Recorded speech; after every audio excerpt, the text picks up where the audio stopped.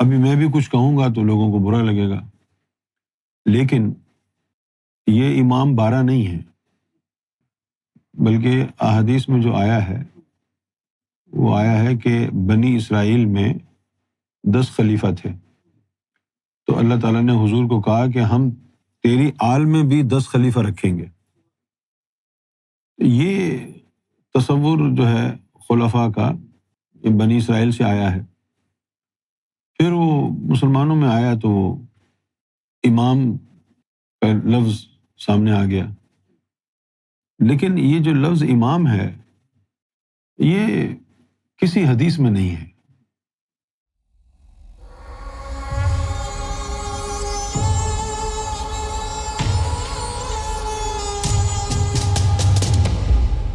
گوہر شاہی مالک گوہر شاہ مرحبا۔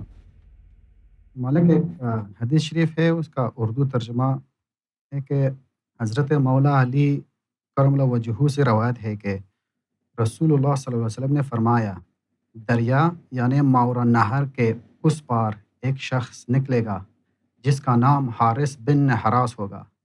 اس کی فوج کی قیادت ایک شخص کرے گا جس کا نام منصور ہوگا۔ وہ آل محمد صلی اللہ علیہ وسلم کے لیے اس طرح زمین ہموار کرے گا جیسے قریش نے رسول اللہ صلی اللہ علیہ وسلم کے لیے کی تھی۔ ہر مومن پر لازم ہوگا اس کی مدد کرے یا اس کی دعوت کو قبول کرے۔ مالک اس کا کوئی راز ہو یا باطنی کچھ اگر کرم کرے۔ جو مستقبل کی باتیں ہوتی ہیں، بھلے وہ قرآن کی ہوں یا رسول اللہ کی، تو وہ عالم مثال ایک جگہ ہے، وہاں پر جو کچھ بھی ہونا ہے دنیا میں پہلے سے وہ مووی کی طرح چلتا ہے، اس کو کہتے ہیں عالم مثال۔ تو وہ عالم مثال میں جب دیکھتے ہیں تو وہاں یہ نہیں پتہ چلتا کہ اس بندے کا کیا نام ہے، بس نظر آتا ہے کہ ایک آدمی ہے اور یہ ایسا کر رہا ہے ویسا کر رہا ہے۔ ہاں، اگر قرآن کہے گا مستقبل کے بارے میں تو وہ اس کی روح کی بات بتائے گا کہ اس کی روح ایسی ہے، اس کے جسم کی بات تو بتا نہیں سکتا نا، وہ جسم تو ابھی تو آیا نہیں ہے۔ بہت سی احادیث ایسی ہیں کہ جن میں رسول اللہ نے نام نہیں لیا کسی کا، کیونکہ نام ہوتا ہی نہیں ہے، پھر بعد میں لوگوں نے نام لگا دیے۔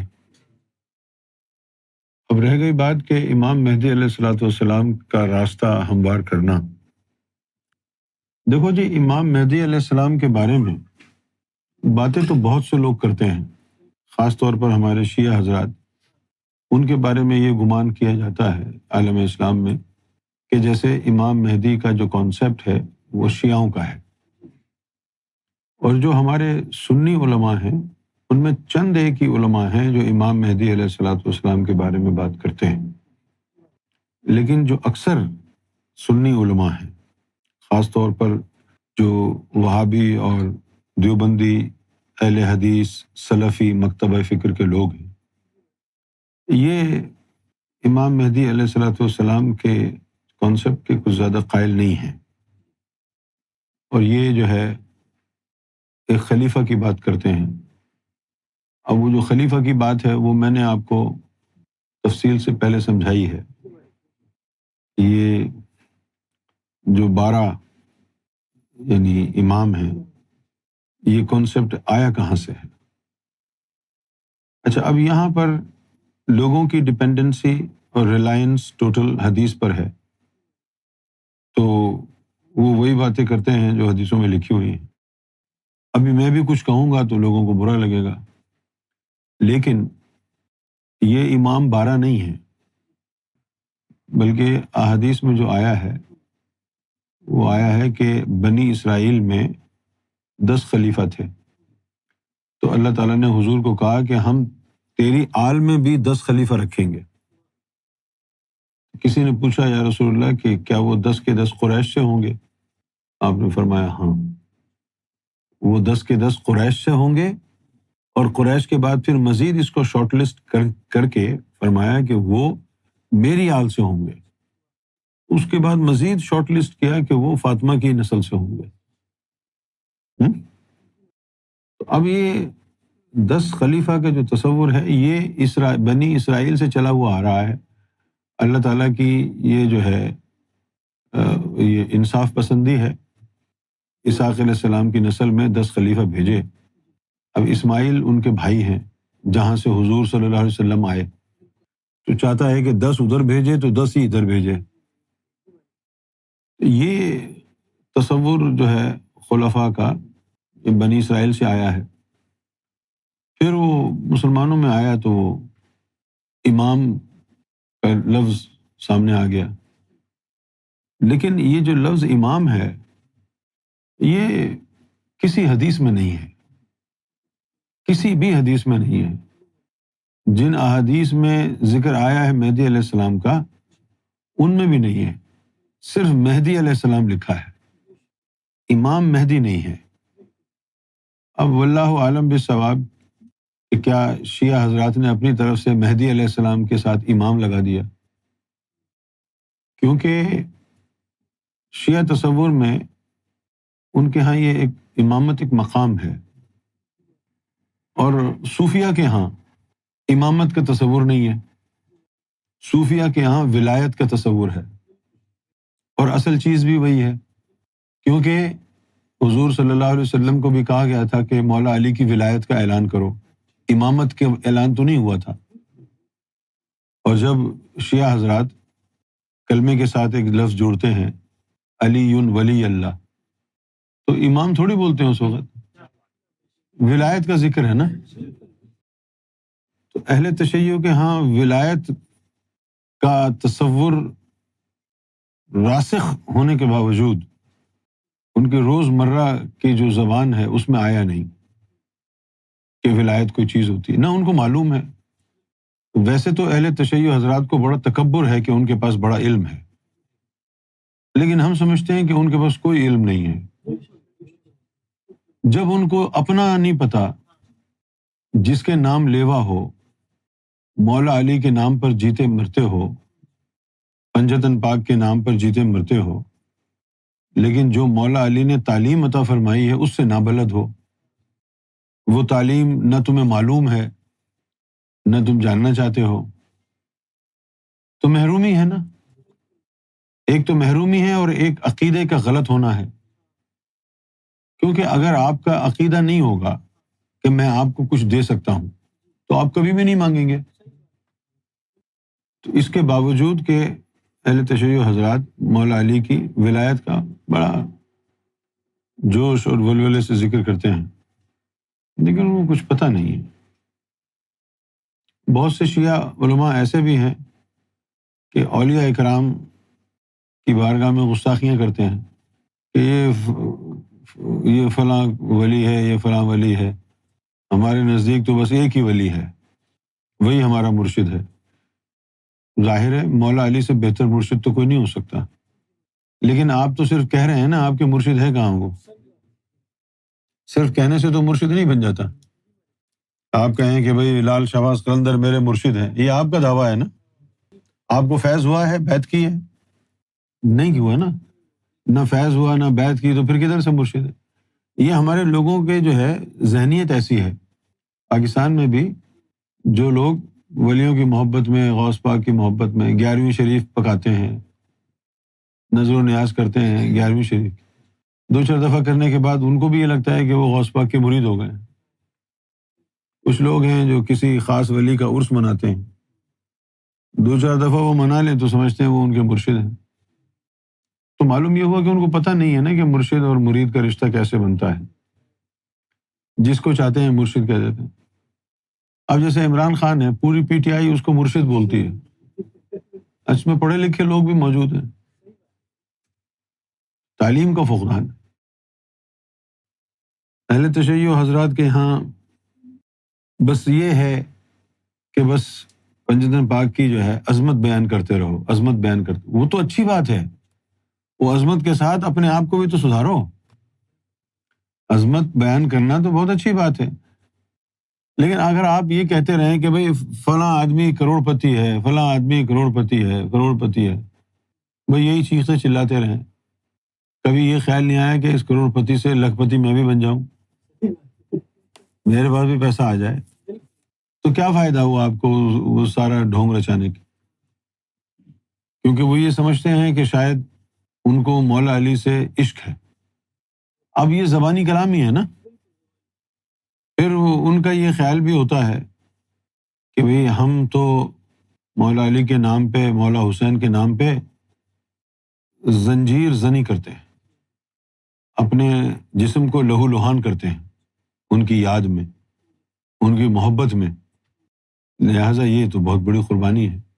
اور ہم یہ کہتے ہیں کہ بھئی اہل تشیع میرے بھائیوں، اگر تم میں اتنا ہی دم ہے، زنجیر زنی کو چھوڑو، ذرا نفس کو پاک کر کے دیکھو ان کی خاطر، تو وہ اماں، دادی، نانی سب کا دودھ یاد آ جائے گا.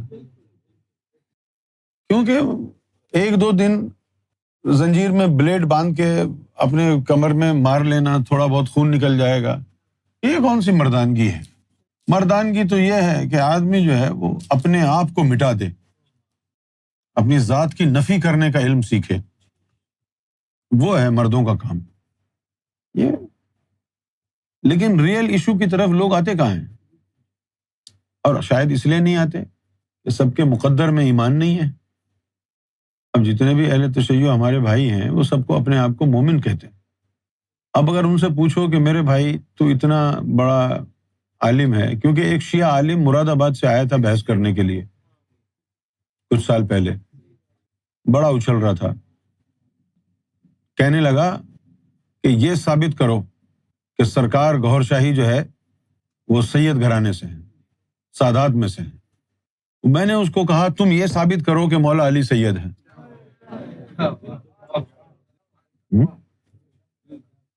ثابت کرو.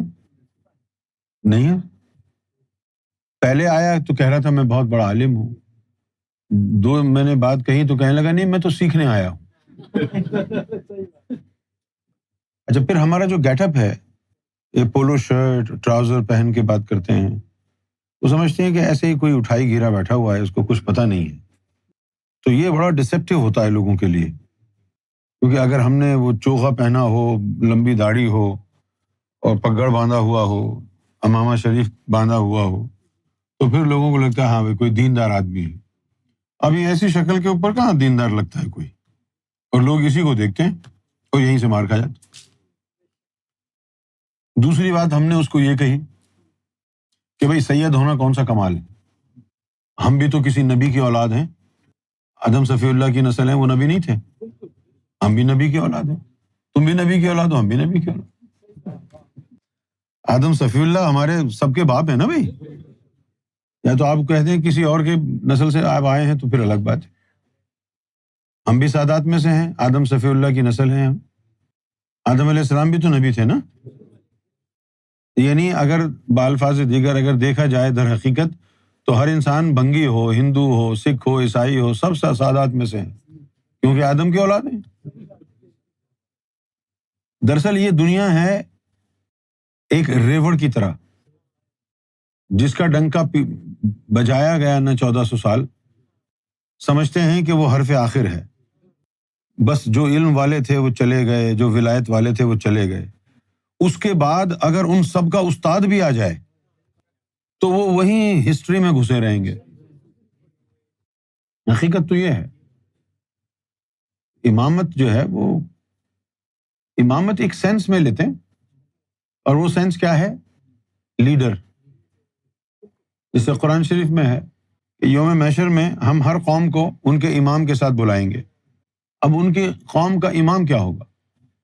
لیڈر. لیڈر کون ہوگا؟ اس قوم کا نبی.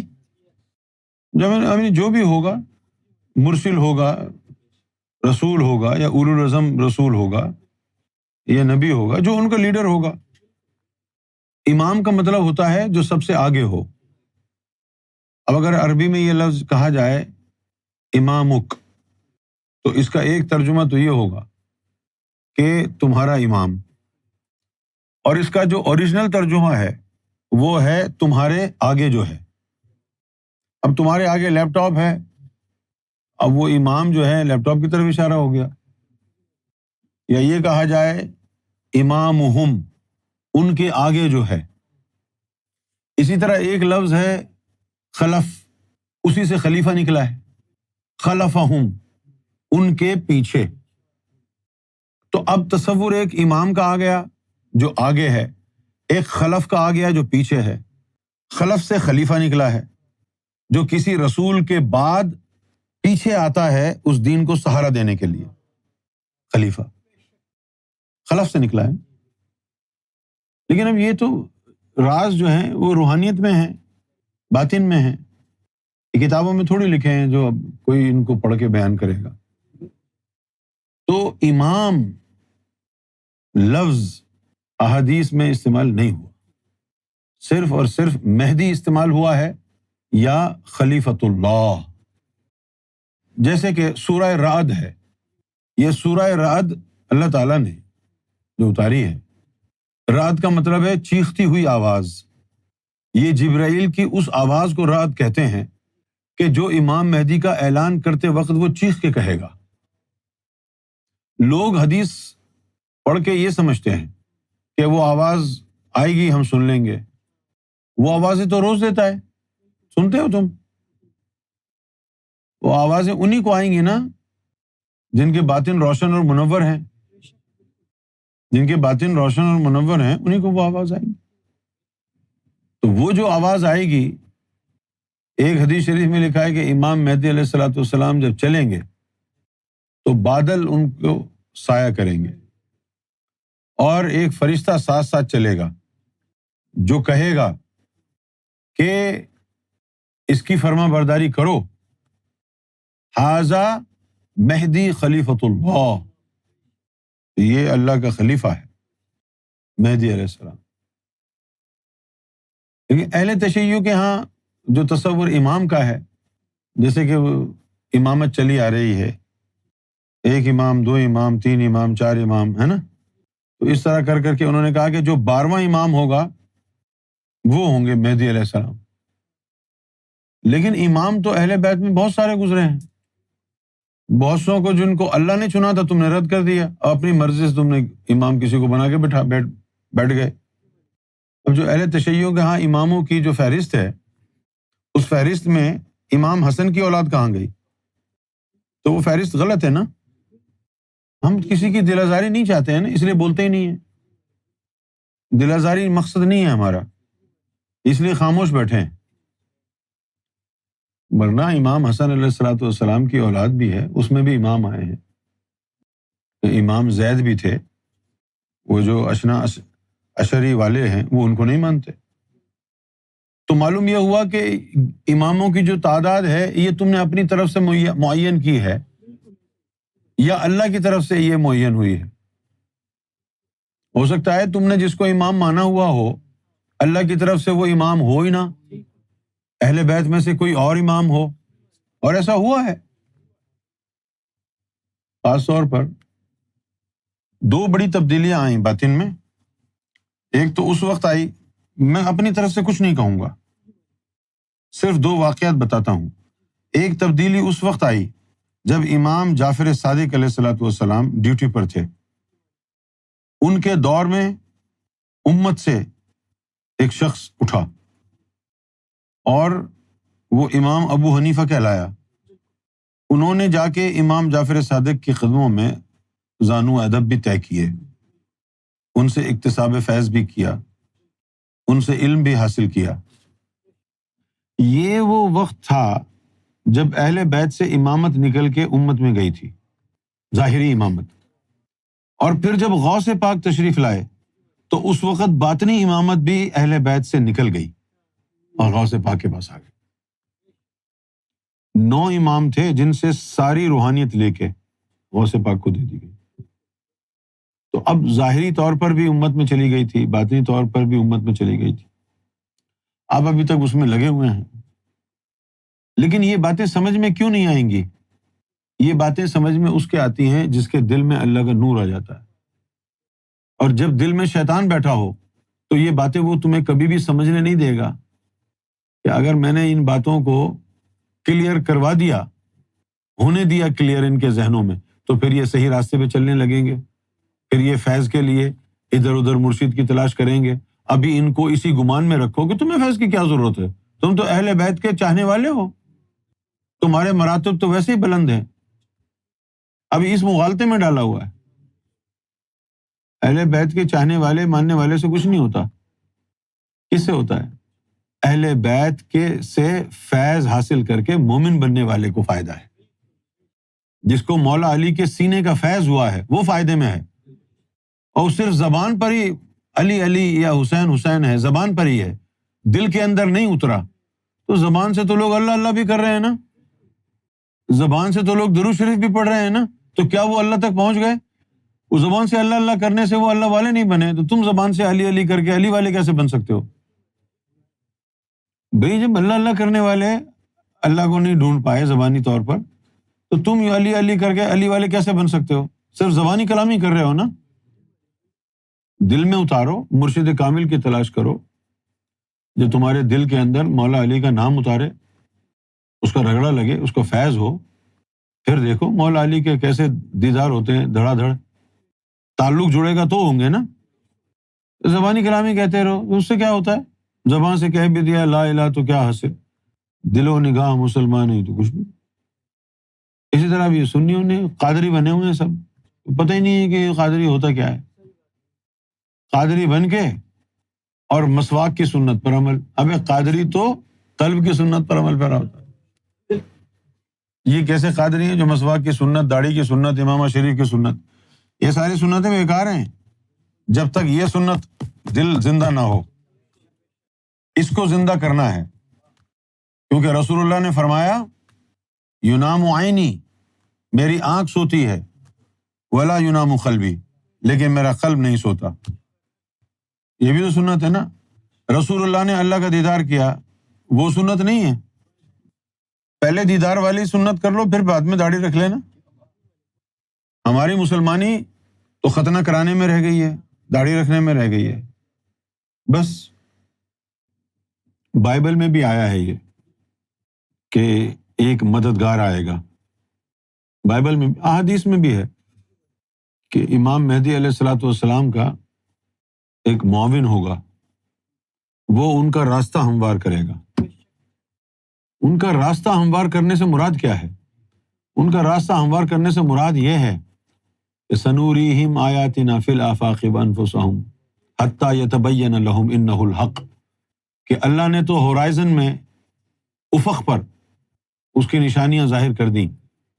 انفسہم، لوگوں کے نفوس کے اندر جو اللہ کی نشانیاں ہیں وہ نمائندہ کرے گا نا. جو چاند پہ چہرہ نظر آتا تھا وہ لوگوں کے دلوں کے اوپر بھی نقش کر کے دکھائے گا.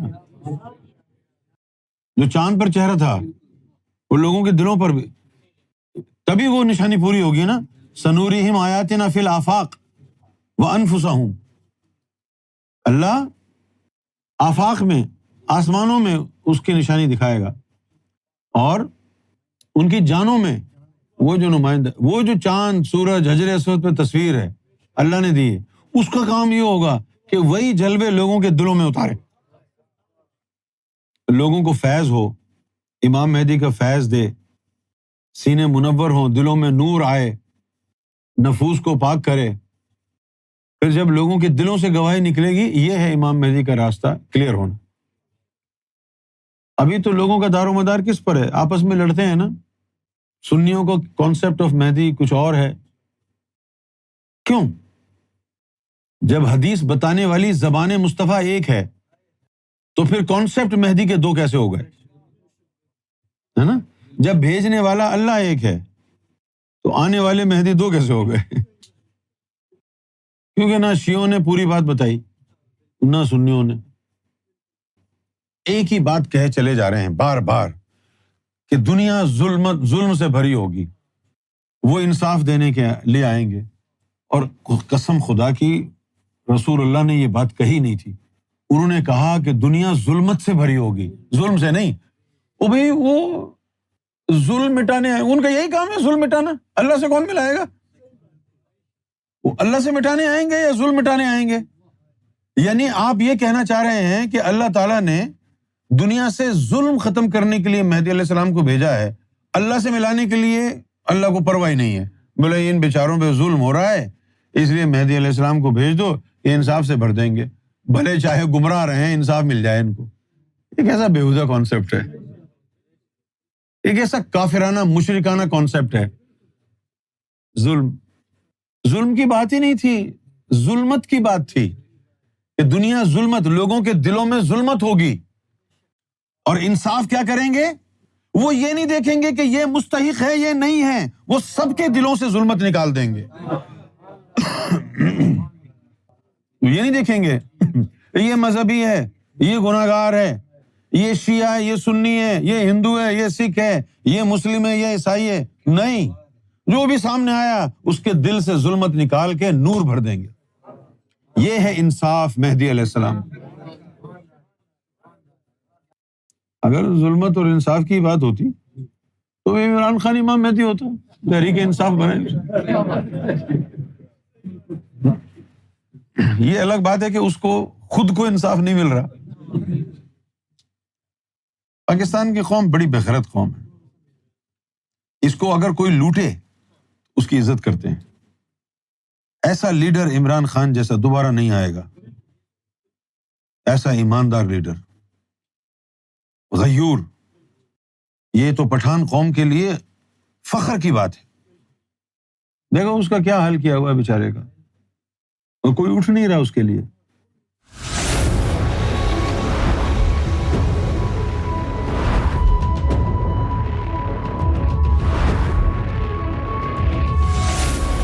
Amra TV, the place to connect with God.